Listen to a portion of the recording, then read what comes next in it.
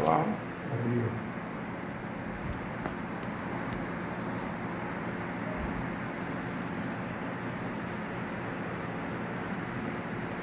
Dios les bendiga, amados hermanos y amigos en todo Bocas del Toro.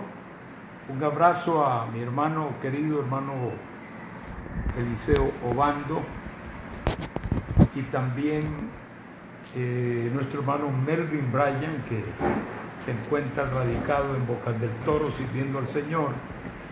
Y también un abrazo a todos los obreros de allá de Bocas del Toro, hermanos que sirven al Señor desde el principio prácticamente de la obra del movimiento misionero mundial en Panamá, y que han sido y siguen siendo una gran bendición para esta obra. Que Dios bendiga a todo el pueblo del Señor allí en Bocas del Toro. Sabemos también que estamos llegando a otras áreas, por ejemplo a través de Faro de David estamos llegando a David, a Chiriquí, al sur de Costa Rica por el lado de Chiriquí, igualmente por el lado de Bocas del Toro, por toda esa costa. Hermanos en Costa Rica, en esa parte, reciban el saludo y el aprecio en el amor del Señor de este servidor y de toda la obra aquí en Panamá. Es un privilegio enorme el poder estar conectados de esta manera. Sabemos que la palabra de Dios no está en cuarentena, la palabra está circulando, está moviéndose. Se puede decir que hay un gran avivamiento virtual a través de las redes sociales, donde se está predicando mucho más, si vamos a ver, que cuando se predica en cultos normales, porque la palabra llega a través de este medio a lugares insospechados. Así que reciban, hermanos, el abrazo, contento de que estén conectados a este programa que se ha elaborado, y también agradecidos con Faro de David, que ha tomado la señal y la ha difundido allí a toda el área que cubre, que es enorme, esta poderosa emisora. Así que estamos contentos y satisfechos con lo que Dios está haciendo, y claro, dentro de unas circunstancias un poquito distintas e incómodas hasta cierto sentido, pero de todas maneras tenemos que cumplir con nuestro llamado y con nuestro propósito en el Señor, y en eso es que estamos. Todavía no hay una barrera suficientemente grande y alta que pueda impedir a la iglesia hacer su trabajo para la gloria y honra de nuestro Dios. En este momento quiero compartirles un pasaje de la Escritura sobre el cual vamos a meditar, que se encuentra en el capítulo 4 del libro de Daniel, y los versículos 1 al 5 dicen así, en el nombre del Padre, del Hijo y del Espíritu Santo. Nabucodonosor, rey, a todos los pueblos, naciones y lenguas que moran en toda la tierra, paz os sea multiplicada.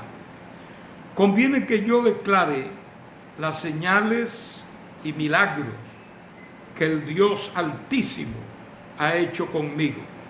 Cuán grandes son sus señales y cuán potentes sus maravillas. Su reino sempiterno, y su señorío de generación en generación. Yo, Nabucodonosor, estaba tranquilo en mi casa y floreciente en mi palacio. Repito ese último pasaje. Yo, Nabucodonosor, estaba tranquilo en mi casa y floreciente en mi palacio. Vamos a pedir la bendición de Dios a través de la oración. Vamos a orar también por todos los enfermos, todos los que están temerosos ante esta amenaza que se cierne sobre el mundo y que ya ha dejado decenas y decenas de muertos y ya prácticamente 4 millones de infectados. Mucha gente está temerosa, mucha gente ha sido tocada por este virus y también pues esto hace que la preocupación sea mayor. Pero también hay gente que está de luto porque ha perdido un ser querido, ha perdido a alguien de la familia o algún amigo o conocido y está en este momento atravesando un valle de lágrimas y de sombra de muerte. Así que vamos a orar también por todos ellos y por las necesidades que se desprenden de una situación como la que estamos viviendo. Padre, en el nombre de Jesús de Nazaret, te damos gracias por este momento que nos permites estar en comunión contigo, Señor, y queremos encomendar a ti estas vidas, Padre, que hemos mencionado característicamente. Te pido que ayudes a los enfermos del COVID-19. Extiende tu mano de poder, Señor. Haz el milagro que no puede hacer ningún médico, que no puede hacer ningún sistema de salud, pero tú lo puedes hacer. Y yo sé, Dios mío, que oiremos testimonios, terminado todo este proceso de prueba, donde oiremos que tú también has extendido tu mano sanadora para ayudar, Dios mío, en este momento difícil, a la gente que cree en ti y aún aquellos que todavía no han creído en ti, Señor, demostrándoles que tú les amas y que tú quieres la salvación de todos los que no te conocen. Ayuda a los que están afligidos, temerosos, Padre. Imparte nueva fuerza en esta hora. Imparte, Dios mío, esperanza, confianza, fe, en el nombre de Jesús de Nazaret. Te pido también por los que están atravesando luto y dolor, Padre, por la pérdida de sus seres queridos o amigos. Llega hasta ellos con tu mano poderosa e imparte el ungüento, el bálsamo de consolación por parte de tu Espíritu Santo. En el nombre de Jesús, igual a todos los necesitados, Señor.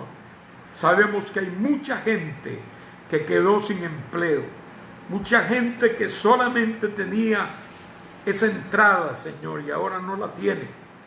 Muchas personas que tal vez no han comido, tal vez no tienen para las 3 comidas diarias. Oh Dios, tal vez niños que necesitan la leche, que necesitan su manutención, oh Dios, como niños y no la tienen. Extiende tu mano de poder. Haz un milagro, Padre. Abre ventanas en los cielos y derrama tu bendición hasta que sobreabunde. Bendice a tu pueblo, Señor. Ayúdanos a seguir cumpliendo con nuestro deber, que es predicar el Evangelio de Cristo. Ayúdanos, Señor, a considerar tu obra. Ayúdanos, Padre, para hacer de bendición, luz a este mundo, sal de la tierra, Padre. Ahora encomendamos a ti el mensaje de tu palabra, Señor. Envía tu palabra con unción fresca y que la misma pueda llegar a muchas almas a través de estos medios, Dios mío. Bendice la emisora Faro de David, Dios mío. Bendice sus administradores y directores, Señor, y que sea usada por tu Espíritu en estos tiempos difíciles en los cuales llegar por estos medios es como agua fría al alma sedienta. En el nombre de Jesús te lo pedimos. Amén. Gloria al Señor. El título que vamos a considerar en esta noche es Dios es Señor de la historia. Estamos en un año del señorío de Cristo. Está titulado el año Kyrios 2020. Kyrios es Señor y Cristo es el Señor del universo, el Señor de la iglesia, el Señor de la historia, el Señor de nuestra vida individual.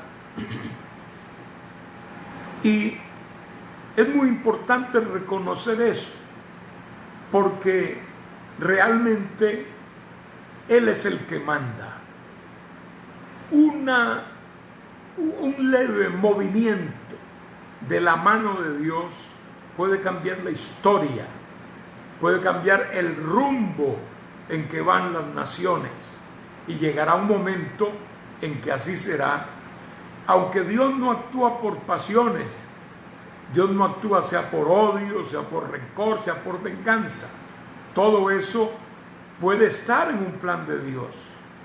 Dios actúa a través de un programa, a través de algo que Él ha elaborado en relación al tiempo y también al espacio, a las naciones, al universo como tal. Cuando lleguen esos tiempos que Dios dice en su palabra, entonces se van a desarrollar distintos propósitos que Dios nos ha anunciado en sus benditas profecías. Precisamente hablando de profecía, quiero referirme un poco a el profeta Daniel, uno de esos profetas del Antiguo Testamento a quien le fue revelado el plan de Dios para tiempos futuros, pero bien alejados de aquel presente que vivía el profeta. Por la palabra de Dios, nosotros vemos que este libro contiene la historia completa de los diferentes imperios y gobiernos de la tierra. ¿Cómo empezó todo? Empezó cuando Nabucodonosor, el rey de Babilonia, un imperio enorme que en el año 606 antes de Cristo invade la tierra de Israel. Encontramos que Dios permitió que algunos de sus instrumentos también fueran llevados cautivos, diríamos hoy secuestrados por el imperio babilónico y llevados a la ciudad de Babilonia, donde el rey empieza a desarrollar con ellos un programa, diríamos, en la mente del rey de desintoxicar en cuanto a la fe verdadera, en el Dios verdadero, a este pueblo que reconocía un solo Dios, Jehová de los ejércitos. El libro de Daniel nos registra esos hechos.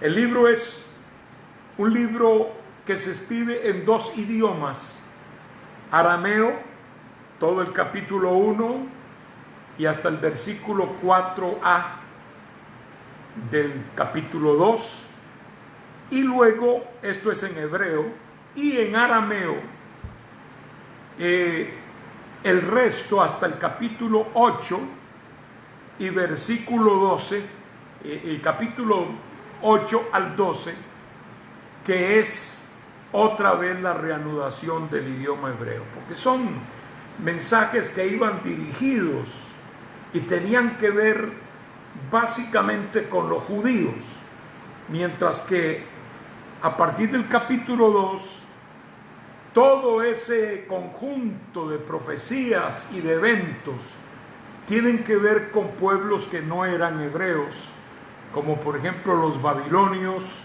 los medos persas, griegos y aún los romanos. De manera pues que Daniel está allí entre este grupo y escribe este libro.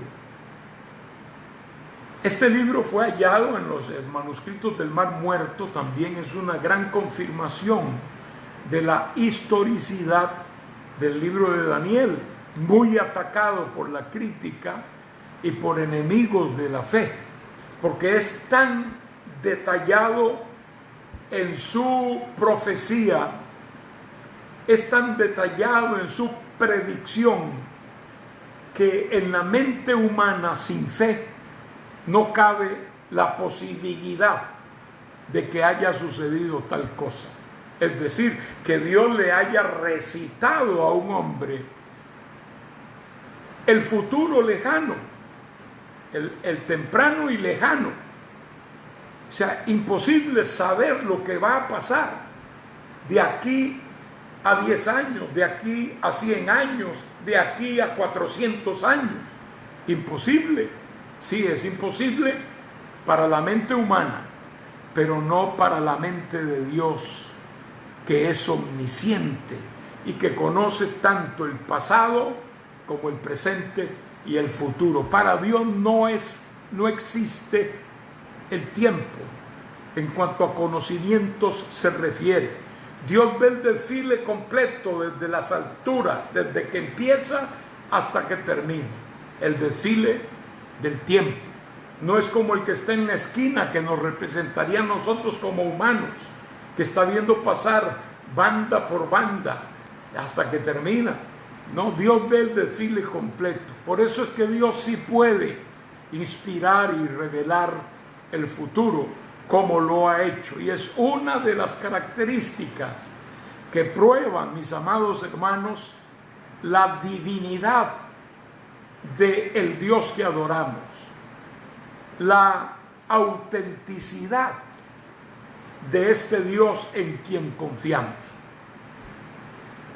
En el caso, volviendo ya a Nabucodonosor, encontramos que hay algo muy importante que marca él. Nabucodonosor marca lo que se llama en la Biblia el principio del tiempo de los gentiles. Acá la palabra gentil no quiere decir, no tiene que ver con buenas costumbres, ni con protocolos de caballerosidad, ni con moral. Gentil en la Biblia quiere decir gentes, o sea, no judíos. Existían los judíos y existían las gentes.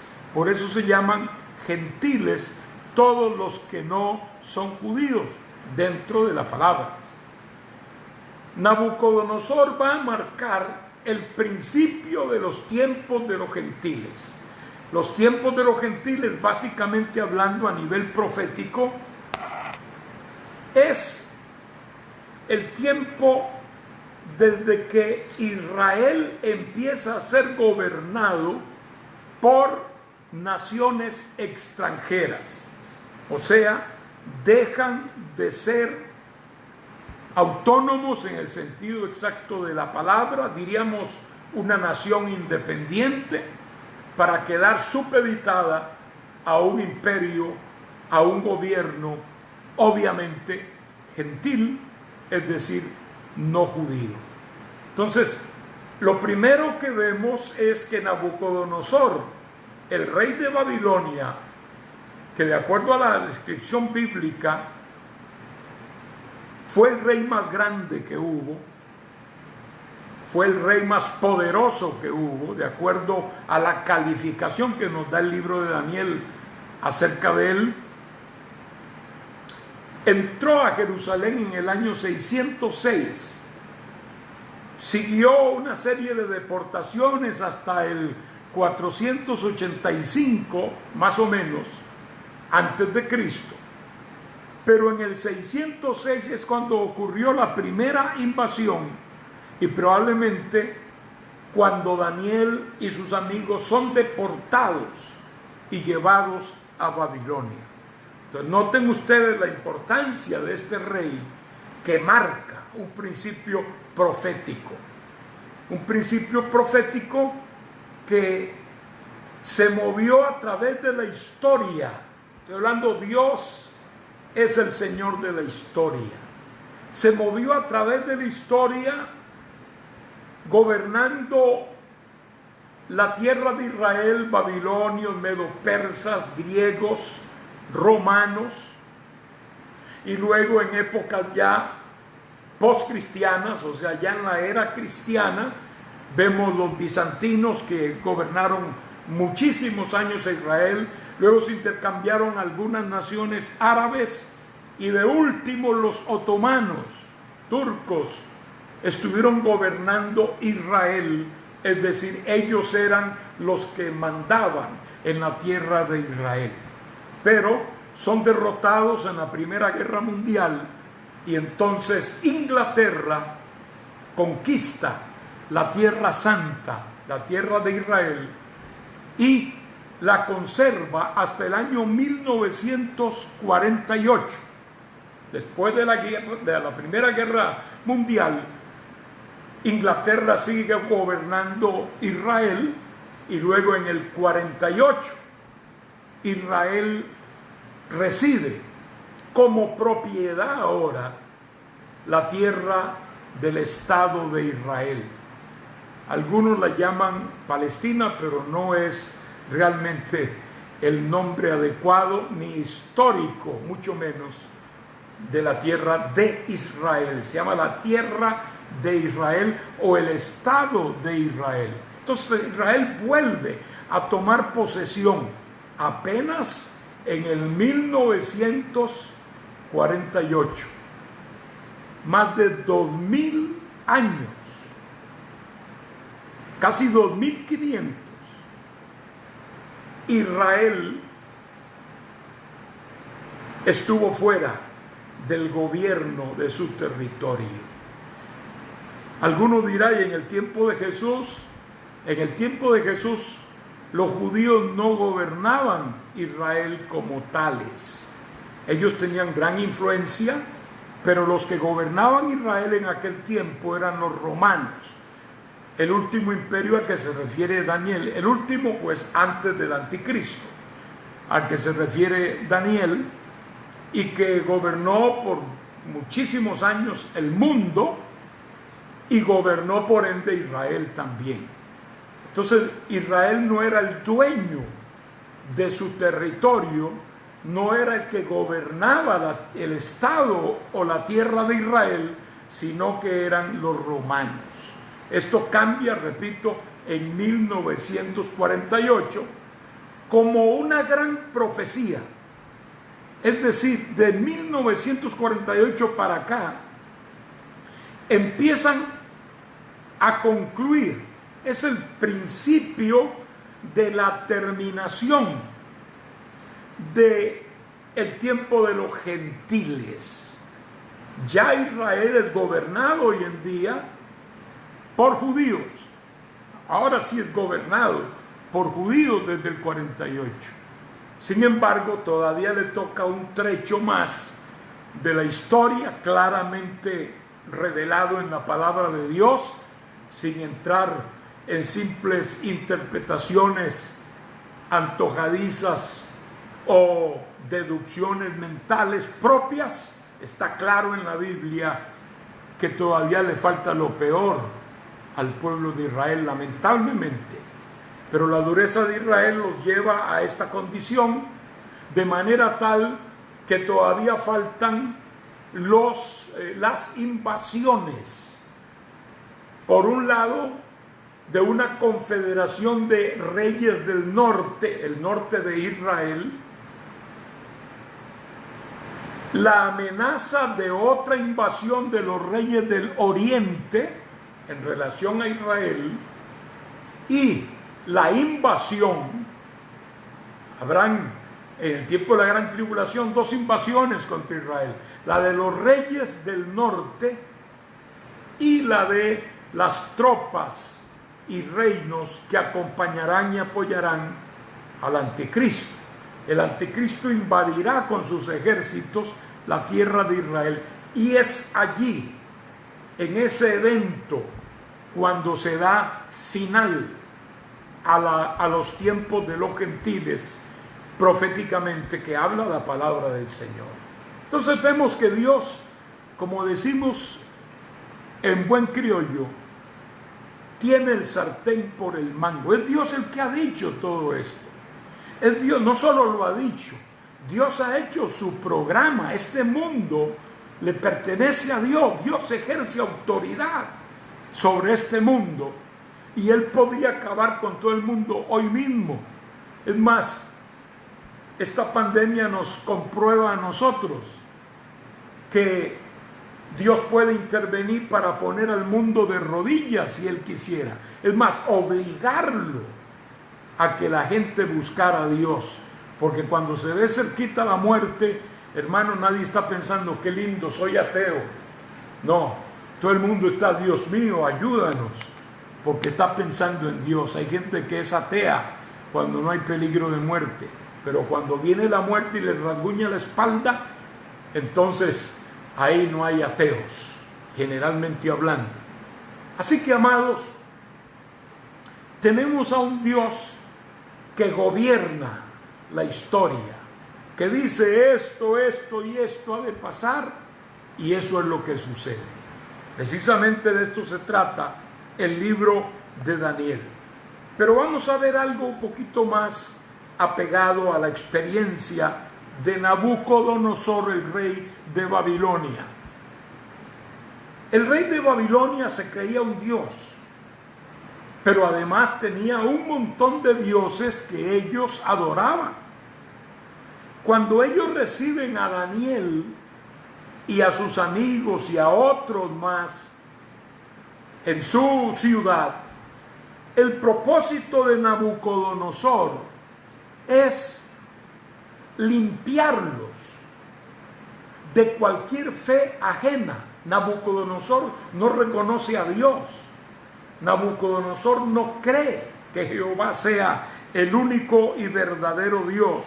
Y por eso lo que él trata de hacer es borrar de la mente y de la vida de los jóvenes que habían venido cautivos, entre ellos el profeta Daniel, la idea del Dios de los hebreos. Y por eso lo primero que hace es cambiarle los nombres. Daniel, que quiere decir Dios es mi juez, le pone Belsasar, que quiere decir Bel protege su vida. Bel era un dios.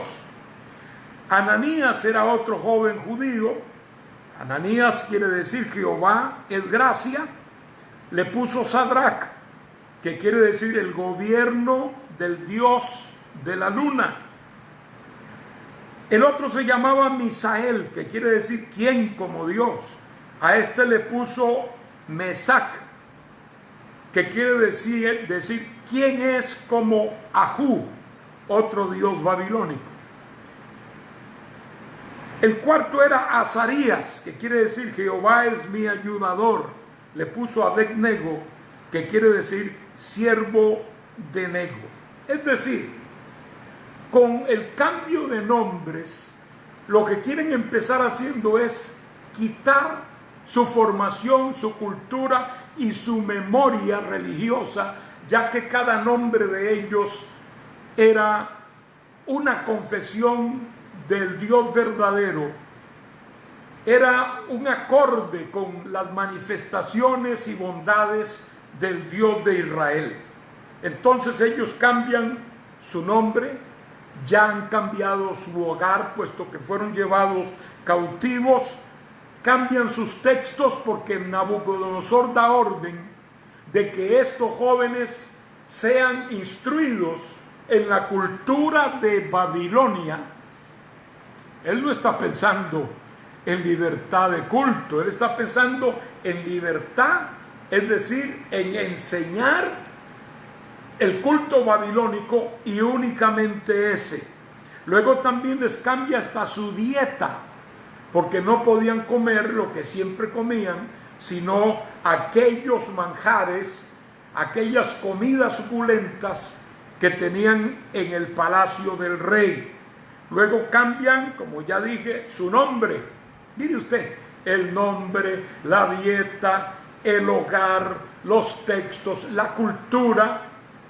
pero no pudieron cambiar su corazón. Una cosa es que cambien cosas alrededor nuestro y otra es que puedan cambiar nuestro corazón. Repito, todavía no hay barrera suficientemente grande que pueda impedir a la iglesia hacer su obra, porque la iglesia es, en un sentido, la mano de Dios moviéndose en esta tierra. Todo esto refleja, hermanos míos, cómo Nabucodonosor pretende vencer al Dios verdadero. Era un gran rey, eso está comprobado por la historia y acá por la Biblia que nos lo dice. Era un gran rey, poderoso. Era la cabeza de oro de la estatua que vio Daniel y que vio el mismo Nabucodonosor. Se creía muy poderoso, que podía ponerse frente a Dios y pelear con Dios y vencer al Dios de Israel. En un sentido, esta era la deducción de Nabucodonosor. Después de todo, había invadido la tierra de Israel, había destruido la ciudad, había llevado cautivos miles y miles y había destruido el templo de Jehová e incautado o robado los utensilios del culto a Jehová. Él creía que había vencido a Dios. La soberbia del poder humano. El poder humano es soberbio, hermanos. Esa es la tendencia.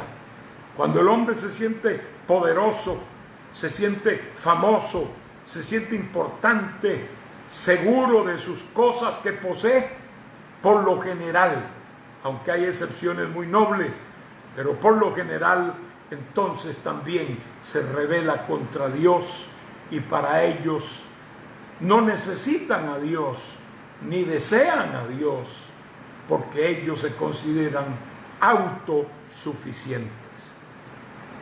Sin embargo, cuando enfrentamos la soberbia del poder humano frente a los designios divinos,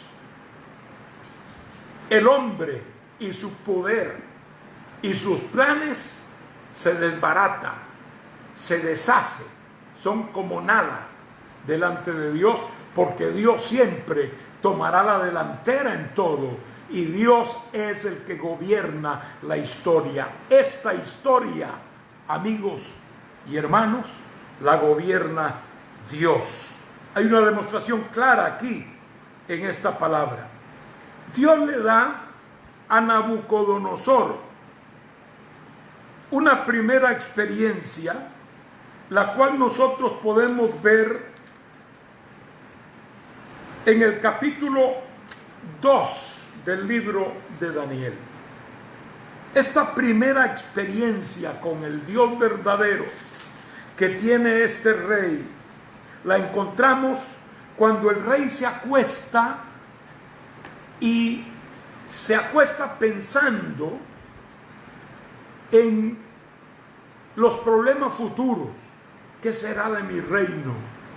¿Qué vendrá después de mi reino? ¿Qué sucederá con mi legado? Esa es la preocupación con que Nabucodonosor va a dormir esa noche. Y es ahí donde encuentra una experiencia tremenda a través de un sueño. Él ve que hay una estatua enorme, espantosa, terrible, impresionante.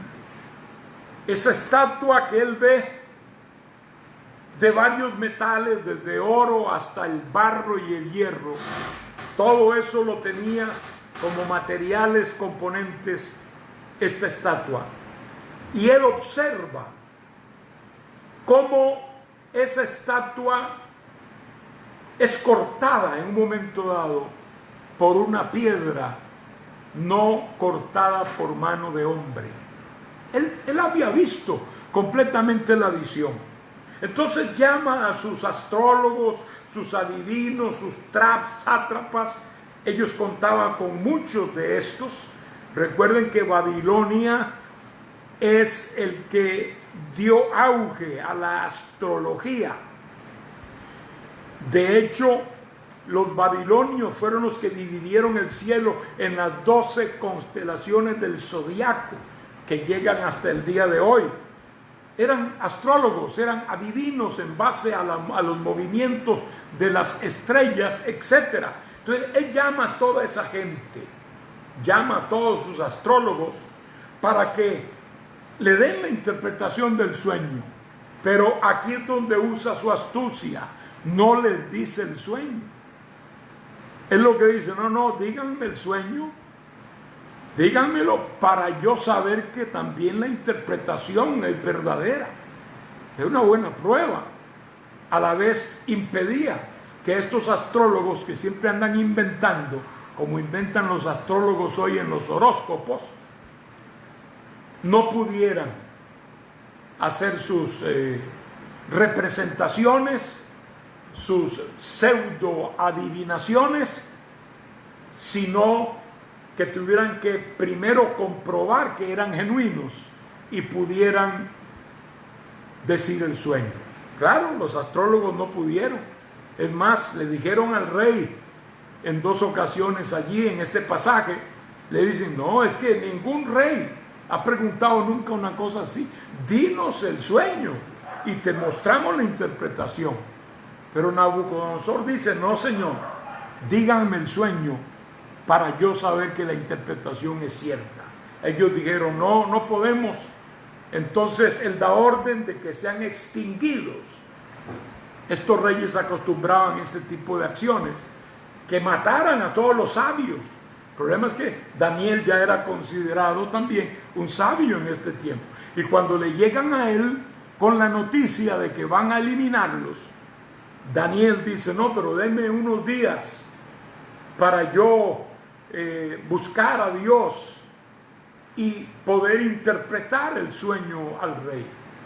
En efecto fue así, y Daniel, que buscó al Señor en este sentido, Dios le reveló la interpretación del sueño que tuvo el rey.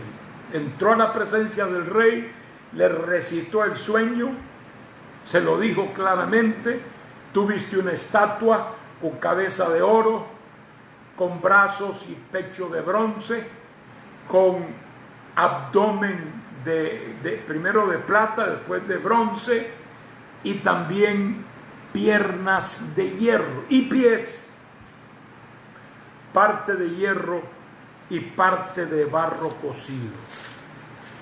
La parte de las piernas sin los pies era de hierro. Entonces, al decirle todos estos detalles del sueño, Nabucodonosor queda convencido de que Daniel es un hombre de Dios. Pero ahora viene la interpretación, y la interpretación es, como él se acostó pensando en qué iba a pasar con su reino y qué iba a suceder con el orden de los gobiernos, etcétera, o sea, preocupado por el futuro, pues el Señor le dio en ese sueño la sucesión de reinos que habrían, y le dio en ese sueño un conocimiento de todo lo que iba a acontecer a través de siglos hacia adelante. Daniel le empieza diciendo: en esa estatua que tú viste, tú eres la cabeza de oro. Tú eres la cabeza de oro. Después de ti. Y le digo, ¿por qué? Porque tú eres rey de reyes, porque tú eres el más grande, eres el más poderoso. O sea, en efecto, Nabucodonosor fue el más grande de los reyes imperiales, aún más grande que los Césares, aún más grande que Darío el Grande, que Alejandro el Grande, etc. Nabucodonosor estaba a la cabeza, no solo en orden de llegada, sino en señorío, en autoridad, en grandeza imperial. Todos saben que Babilonia fue el más grande imperio que hubo en relación a lujos, a belleza, a alcances. Después de ti, le dijo Daniel, se va a levantar otro reino. Allí están materiales inferiores, de ahí para adelante, después del oro viene plata, viene bronce, viene hierro y viene barro. Todos esos materiales son inferiores.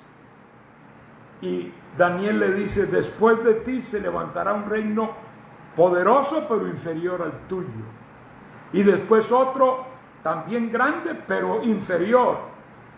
Y lo lleva hasta el último reino representado en las piernas de hierro, que le dijo, será otro reino que se levantará y tendrá pies, en parte de barro cocido y en parte hierro.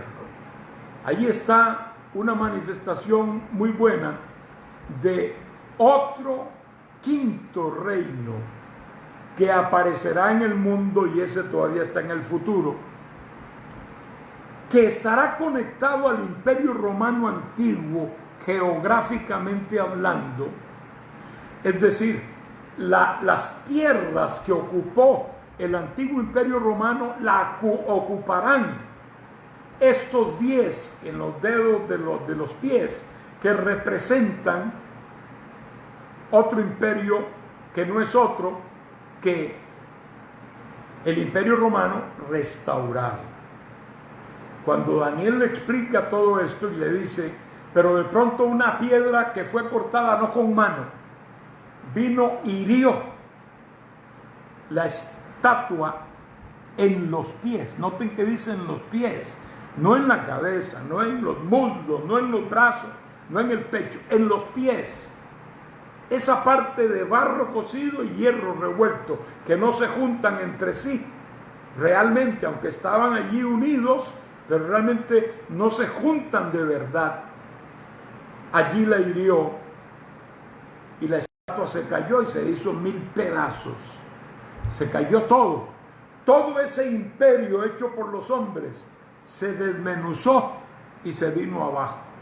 Y la piedra que fue cortada no con mano, dice aquí la profecía, se volvió un gran monte, que es otro reino mucho más grande y majestuoso que la misma estatua. La estatua era grande, pero no podía ser más grande que un monte. Quiere decir que el último reinado, que es el de Cristo, esa es la piedra cortada no con mano, será un gobierno que cuando se manifieste en esta tierra, amados míos, no solo destruirá a los reinos de este mundo, sino que él mismo se convertirá en el imperio y en el gobierno más grande que ha habido sobre la tierra. El rey de reyes, Nabucodonosor, oyó esta interpretación, reaccionó de una manera tremenda.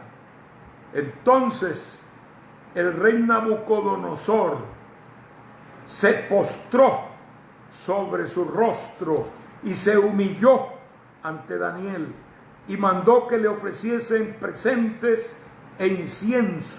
Y el rey habló a Daniel y dijo, ciertamente el Dios vuestro es Dios de dioses y Señor de los reyes, el que revela los misterios, pues pudiste revelar este misterio. Maravilloso es el nombre del Señor. Este mensaje no es para detallar cada uno de los significados de esta estatua en cuanto a sus materiales. No ese es el propósito, solo mencionarlos. El imperio babilónico fue el primero pues desde la óptica de Daniel, era en el tiempo de Daniel que existió, y luego de él vino el imperio de los medos y persas, que gobernaron. Ellos vencieron a Babilonia y se hicieron del poder y del imperio. Después del imperio medo-persa vino el imperio griego. Alejandro Magno fue el gran conquistador del imperio medo-persa. También entonces lo conquista y se hace del poder, de manera que Alejandro gobierna por algunos años, ya que murió joven, aquel imperio que él mismo había conquistado. No fue tan grande como los dos anteriores, pero no hay duda de que fue un gran imperio. Después de eso vino el imperio romano, que venció a los griegos y logró empezar el imperio antes de Cristo, unos años antes de Cristo, pero ya en el 63 antes de Cristo resaltó como el imperio que se adueñaba de todo el orden que había en ese tiempo, y así fue por casi 400 años. Es decir, el imperio romano fue el imperio más duro, no solo por su duración, sino porque fue férreo. El imperio romano estableció una paz de ellos, estableció un derecho de ellos. El imperio romano es la base para muchas de las formas de gobierno que hay hoy en el mundo. Los militares se llaman, hasta se saludan así por causa de Roma. Se dice que los militares en tiempo de Roma, como tenían una armadura y se encontraban entre ellos, tenían que identificarse, y la forma de identificarse era levantando la careta de la armadura, de la cara y de la cabeza. Tenían que levantarla para que aquel otro viera que pertenecía al grupo del imperio, que era un romano. De ahí el saludo que se lleva a la frente hoy a nivel de los militares. Nace con esa costumbre del imperio romano, igual que los diferentes grupos, que capitán, que teniente, que soldado, nacen del imperio romano, igual que el derecho. El derecho se basa en el derecho romano, generalmente hablando. Entonces, fue un imperio durísimo, fue un imperio también de mucho tiempo, el imperio romano. Luego el imperio se deshace, primero se divide en dos y luego se deshace. ¿Cómo supo Daniel que iban a haber exactamente estos tres imperios después del imperio babilónico? Daniel mismo vivió tanto en el imperio babilónico como en el imperio medo-persa. A él le tocó ver el cambio, le tocó ver el cumplimiento primario de la profecía de él, cambiar de un imperio a otro. Me imagino que él mismo, asombrado, habrá dicho: ¿cómo lleva Dios el orden de la historia? Obviamente los otros imperios él no los vio, pero sí podemos decir con mayor propiedad cómo lleva Dios los imperios y el orden de los tiempos en la historia. Bendito sea el nombre del Señor. Aquella lucha de Nabucodonosor contra la fe de Daniel y sus compañeros, aquella lucha de Nabucodonosor contra el Dios de Israel, simplemente fue derrotado. ¿Por qué? No solamente Dios le dio esa derrota en el sueño que él tuvo y Daniel se lo interpreta, sino con aquellos tres muchachos que son lanzados al horno de fuego porque no quisieron adorar la estatua que había levantado Nabucodonosor. Estos eventos están separados por 20 años. 20 años bastaron para que Nabucodonosor olvidara un poco aquello que había acontecido y que le había dicho el profeta Daniel: levanta una estatua y pide que todo el mundo la adore. Pero esos tres jóvenes dicen: nosotros no. Se pararon firmes. Cuando se pararon firmes y no adoraron la estatua, fueron acusados. Y Nabucodonosor los llama y les dice: ¿es cierto que ustedes no quieren adorar mi estatua? Voy a darles otra oportunidad. Cuando suenen los instrumentos, ustedes se postrarán ante mi estatua, porque si no lo hacen, serán enviados al horno de fuego ardiendo. ¿Y qué Dios? Miren ustedes el desafío. ¿qué Dios será aquel que os libre de mis manos? Los muchachos le dijeron, no es necesario que te respondamos sobre esto. Nuestro Dios es poderoso para librarnos de tu mano. Si no nos libra, sepas, oh rey, que no vamos a adorar tu imagen, que no nos vamos a postrar ante ella. Claro, el rey fue desafiado en su ego y en su autoridad, los mandó inmediatamente al horno de fuego, los recalentó 7 veces, que los que fueron a lanzarlos murieron por el calor que había allí, y entonces al rato fue a asomarse y no ve 3, ve 4 y sueltos.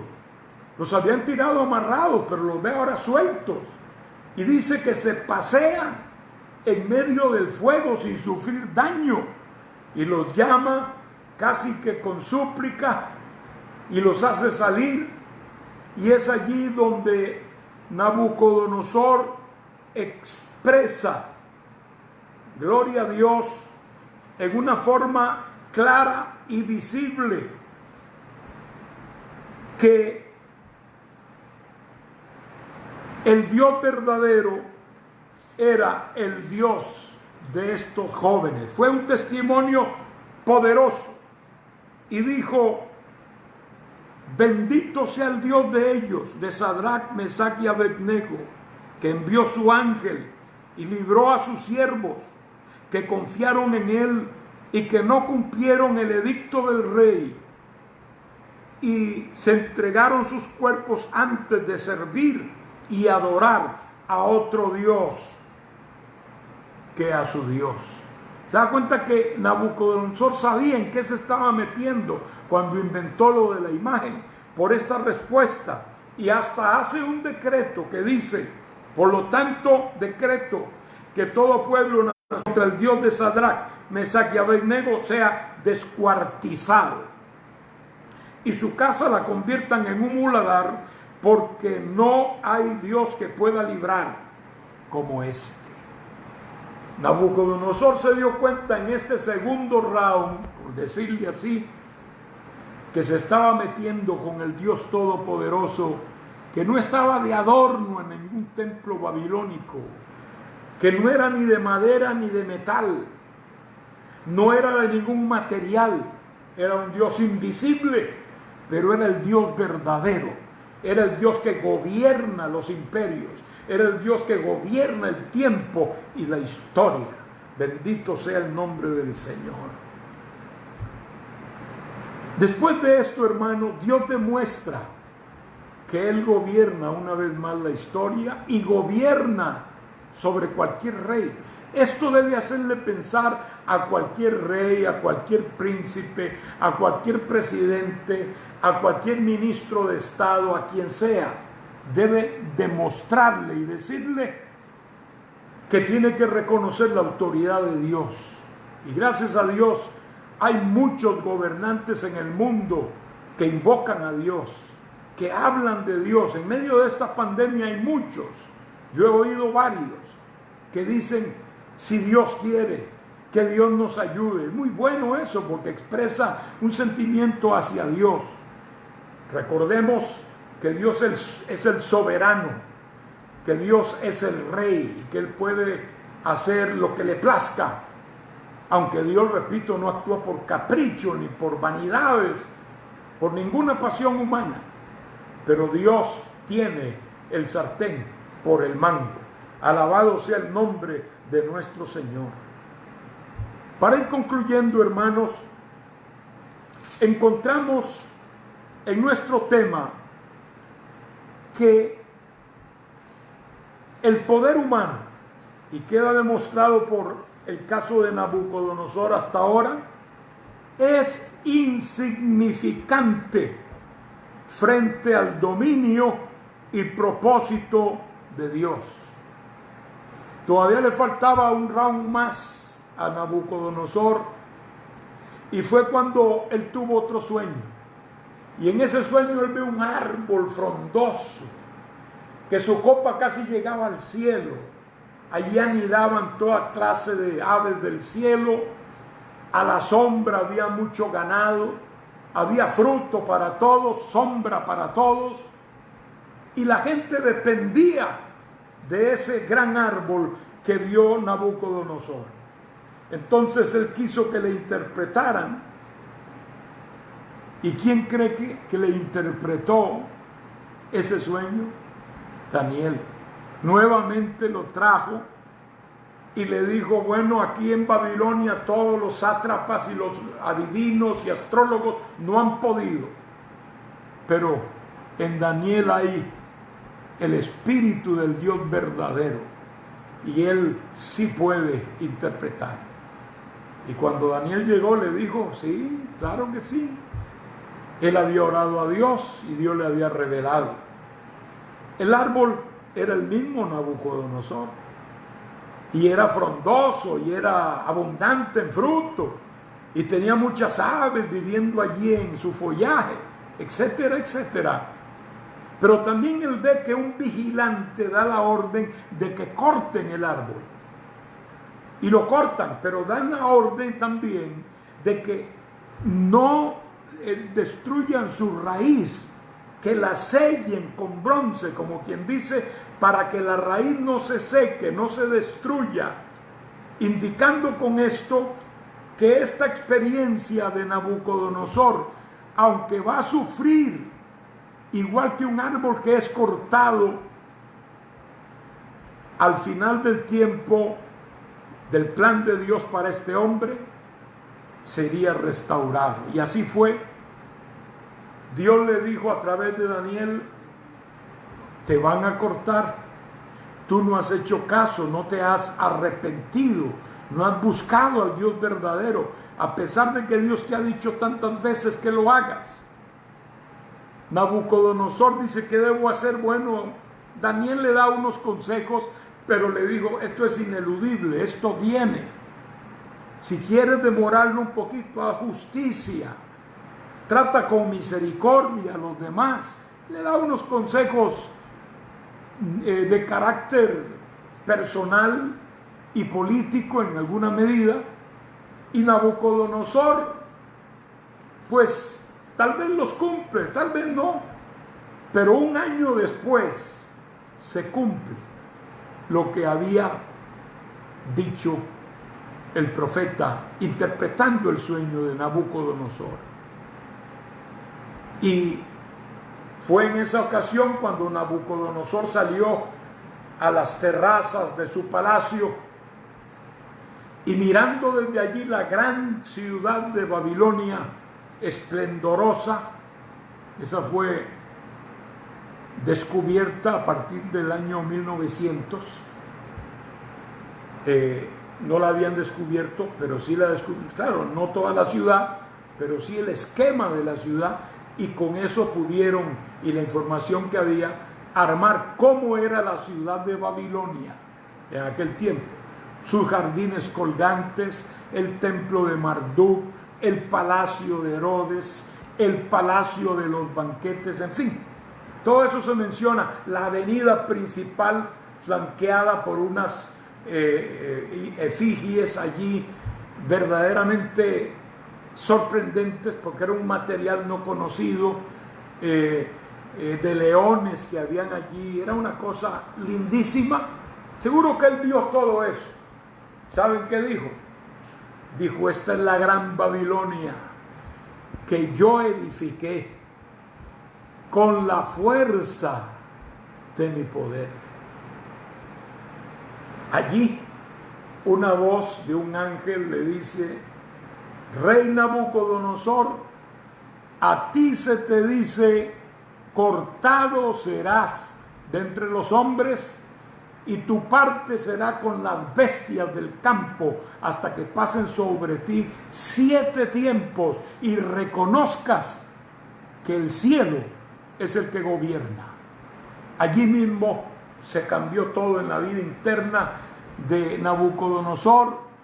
Le entró una enfermedad extraña, una enfermedad que ha sido identificada como esa enfermedad que hace que la persona se sienta como un animal.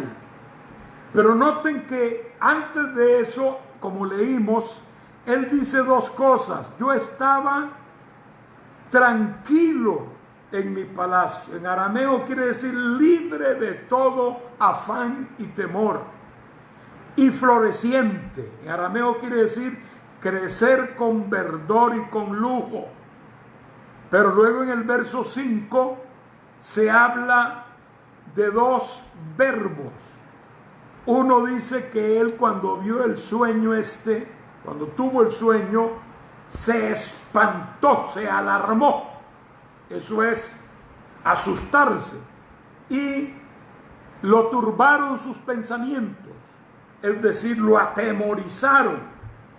Lo llenaron de miedo. O sea, ¿cómo cambió de floreciente, de próspero, de tranquilo, a una persona que ya no tiene trazas de nada de eso? Así es la vida. Así es la vida. Yo diría, hermanos, sin ánimo de valerme como trampolín de esta situación que todos sufrimos, pero cómo cambiaron las cosas de 2 meses para acá. Se podría decir que el mundo estaba tranquilo y floreciente y se hablaba de que íbamos a crecer al tanto por ciento y que quién sabe cuántos negocios estaban en ciernes y todo el mundo diciendo vamos para adelante. Bueno, el virus dijo no van para adelante. Cada quien a su casa, cada quien en ley seca, cada quien busque su familia y quédese ahí. No hay negocio que hacer, no hay nada que hacer. Todo el mundo está temeroso, está intranquilo, es normal. Nuestra naturaleza es así, está sujeta a esos vaivenes de la vida y nos afectan. Es un buen ejemplo para decir, hermanos, que estamos recibiendo la demostración clara de que no podemos confiar ni en nuestro dinero, ni en lo que tenemos, ni en lo que somos poderosos, que somos gobernantes o que somos príncipes. No se puede confiar en nada de eso. Hay príncipes que están conectados con el COVID, que están contagiados. Hay reyes que han sido afectados con el COVID. Obviamente han sido atendidos seguro con todos los lujos y todos los medios a favor en la medicina para ayudarles, pero se han visto en peligro, se han visto al frente de la muerte. Y yo creo que los que han regresado de ese peligro vienen con ideas distintas de lo que es realmente estar seguro y estar tranquilo. Así le pasó a Nabucodonosor. De la noche a la mañana, de la noche a la mañana ya no quería comer la comida corriente, sino que quería comer pasto. Por dentro había sido cambiado, había sido mudado. Este hombre es derribado de su posición como fue derribado el árbol que él había visto, e iba a estar días, años, fuera de la comunión, en una cuarentena, pero en una cuarentena de años, por lo menos 7 años se puede interpretar, que estaría él en esta condición con una enfermedad zoántrica, que es creerse un animal y no estar a tono con nadie ni con nada que no sea el que esté rodeado y en el medio ambiente de los animales. Dios lo hizo como un animal. Qué cosa más terrible, hermanos. Alabado sea el nombre del Señor. Entonces, a los 7 años, él recupera la razón. Y es aquí donde encontramos esta lectura que leímos al principio. Alabado sea el nombre del Señor. Hermosa, porque parece que es un creyente que está hablando.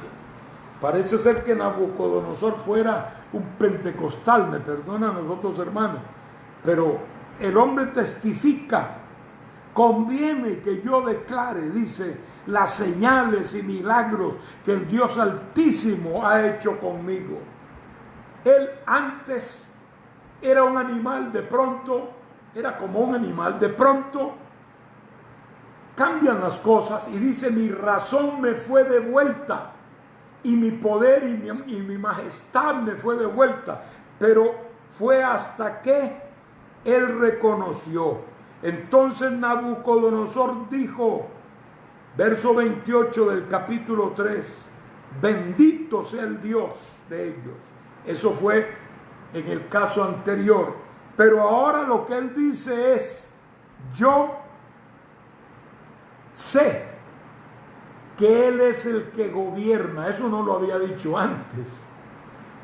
O sea, antes había dicho: el que diga blasfemia contra Dios sea descuartizado. En el caso de Daniel, cuando interpretó su primer sueño, dijo: no hay Dios que revele como el Dios de Daniel. No había habido un arrepentimiento, pero acá sí hay un arrepentimiento. Se ve que el hombre se ha encontrado con el Señor. Se ve que el hombre cambia de actitud y lo testifica públicamente.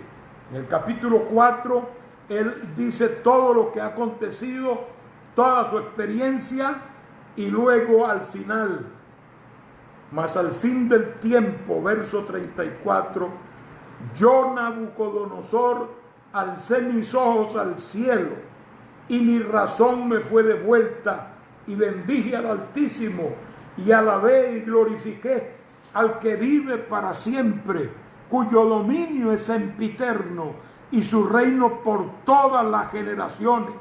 Todos los habitantes de la tierra son considerados como nada, y él hace según su voluntad en el ejército del cielo y en los habitantes de la tierra, y no hay quien detenga su mano y le diga: ¿qué haces? Y allí le fue devuelta su razón. Y mire lo que dice al final del verso, el capítulo 4, verso 37.